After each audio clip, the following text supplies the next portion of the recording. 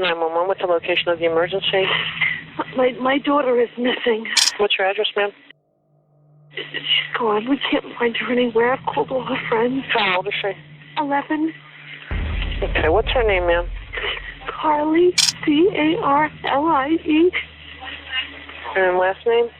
Brucia, Brucia. Carlie's case would later be recognized as one of the most horrific crimes committed against a young girl, despite her parents reporting her missing just 30 minutes after she vanished. The troubling events began on January 31st, 2004. After spending the night at a friend's house, Carlie was eager to return home the next day to catch the Super Bowl. She informed her friend's mother that she had permission to walk home alone and left around 6 p.m. Shortly after, the concerned parent contacted Carlie's mother, Susan, to alert her that Carlie was making the mile-long journey back by herself. Uncomfortable with the idea of her daughter walking even a few blocks alone, Susan sent her husband, Steve Kanzler, to locate Carlie and drive her the rest of the way home. As Steve drove along the route Carlie would have taken, he found no sign of her, marking the beginning of a harrowing ordeal. He spent over an hour searching, hoping he had merely overlooked her. However, upon returning home to find Carlie still missing, a sense of dread settled over him. Susan later recounted that it was at that moment she felt a deep intuition that something was very wrong, saying, "In my heart, in my mind, I knew." Susan and Steve then ventured out again to search for their daughter, calling Carlie's name from their car as they drove through the area. They made a brief stop to explore a nearby wooded section and noticed a red truck moving slowly past them. Continuing their search, they retraced Carlie's steps and visited her friend's house, only to be met with surprise as they spotted the same red truck parked outside. Both Susan and her companion found it quite strange, and when they noticed that Carlie was also missing, Susan knew it was time to seek assistance. In a panic, the worried mother called 911 around 7:30 that evening, trying to mask the sheer fear in her voice. 911, what's the location of the emergency? My daughter is missing. What's your address, ma'am? And your phone number? Okay. Has she been missing before? No, she had a fight with her girlfriend. She decided to walk home, and we've been driving around for about an hour and a half. And it's now an hour and a half walk. She's gone. We can't find her anywhere. I've called all her friends. How old is she? 11. And when was the last time that she was seen? It was at 6 o'clock, Steve. Around 6 o'clock. And she was at a friend's house? Yeah. Okay, what's her name, ma'am? Carlie, Carlie. And last name? Brucia, Brucia. She's just shy of 5 feet. Okay. Do you know how much she weighs? She's around 120 pounds. Okay, what color hair does she have? Dirty blonde. And what color eyes? Blue. After receiving a distressing call, the police quickly issued a BOLO, "Be on the lookout," alert for Carlie, and conducted a 4.5-hour search of the nearby area, but found no leads. Meanwhile, Carlie's family and friends began making missing person flyers featuring her image, starting to distribute them the following morning. However, an unusual incident occurred that raised eyebrows. Carlie's stepfather, Steve, allegedly visited a local equipment rental shop to distribute flyers and asked an employee if he could buy drugs in a few days after things settled down. This comment struck the employee as strange considering Carlie was still missing, prompting him to notify the authorities. Detectives also found Steve's behavior suspicious and brought him in for questioning. He claimed to have been at home with Susan the entire time, which she confirmed. After verifying his alibi and clearing him as a suspect, Steve provided another name, Ron Choquette, the owner of a red tow truck.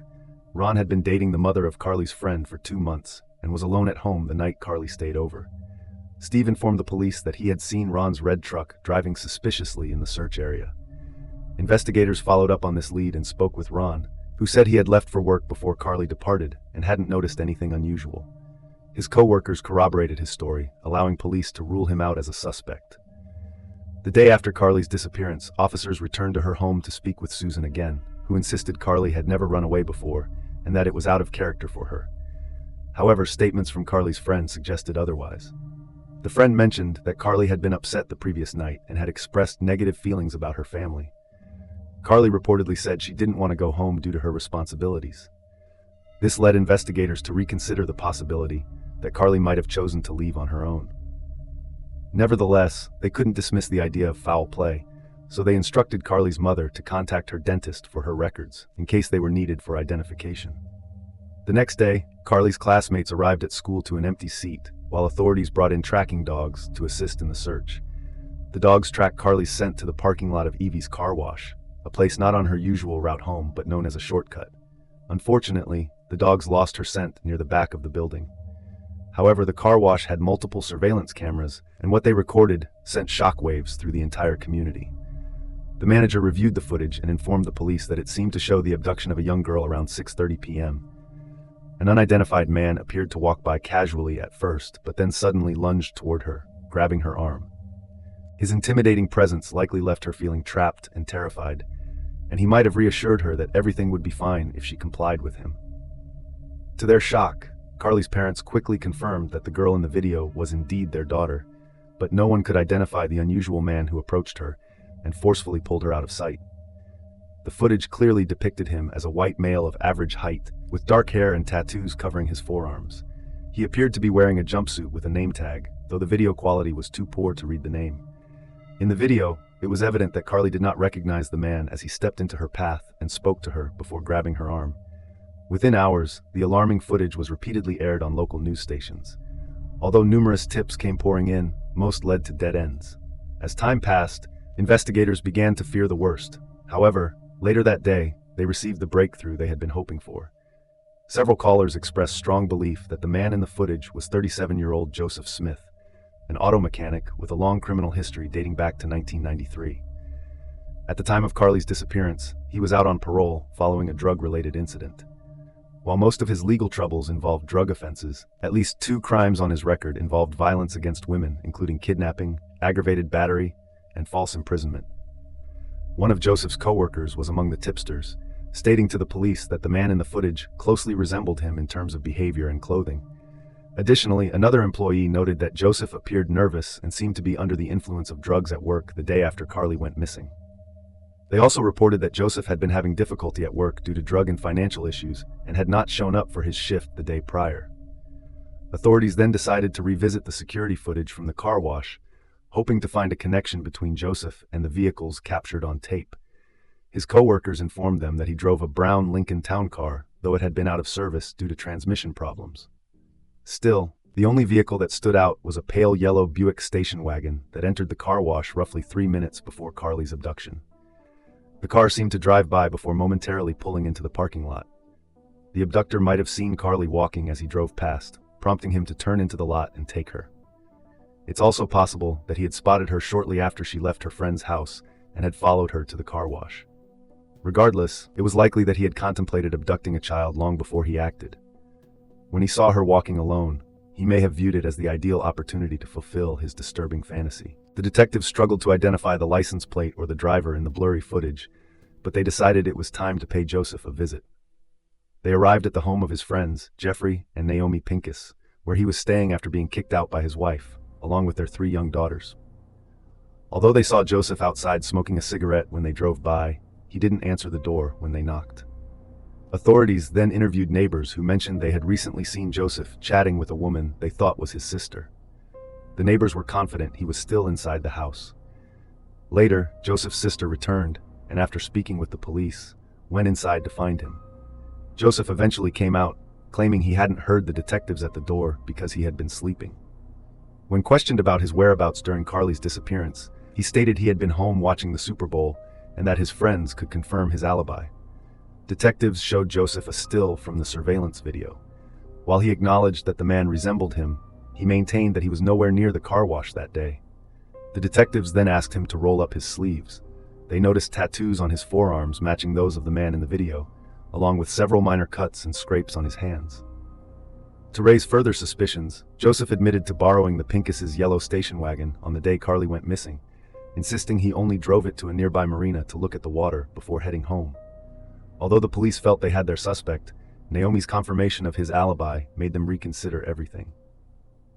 About an hour after the detectives arrived, Joseph's probation officers came to conduct a thorough search of his old Lincoln Town Car, where they quickly discovered drugs, including syringes and spoons, leading to Joseph's arrest for violating his probation. Later that day, Jeffrey contacted the police with concerning news. He stated that Naomi had confused the dates when she originally spoke to the police, confirming that although they lent Joseph their station wagon on the relevant day, he didn't return it until the following morning. Jeffrey had also reset the odometer before Joseph left, and when he checked it later, it showed over 300 miles had been driven.